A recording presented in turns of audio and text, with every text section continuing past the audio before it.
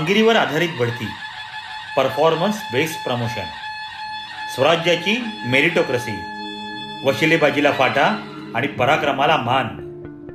तुमच्या कंपनीत प्रमोशन कोणाला मिळतं? जो मालकाच्या जवळचा आहे त्याला, की जो मनापासून काम करतो त्याला? 400 वर्षांपूर्वी शिवरायांनी स्वराज्यात एक नियम पक्का केला होता. वशिलेबाजी नाही, फक्त कामगिरी. स्वराज्याच्या सैन्यात घराणेशाहीला थारा नव्हता. एक साधा मावळा देखील आपल्या तलवारीच्या जोरावर सरनोबत पदापर्यंत पोहोचू शकत असे. नेताजी पालकर असोत व हंबीरराव मोहिते, त्यांची ओळख ही केवळ त्यांची कामगिरी होती.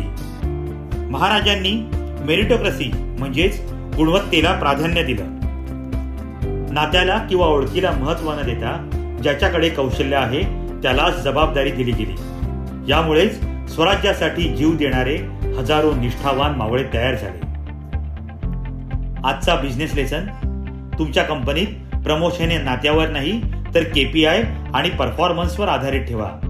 जेव्हा योग्य माणसाला योग्य पद मिळतं तेव्हाच व्यवसायाची प्रगती वेगाने होते. तुमच्या टीम मधला कामगिरीच्या जोरावर पुढे आलेला तुमचा हंबीरराव कोण आहे? कमेंटमध्ये त्याचं नाव जरूर सांगा.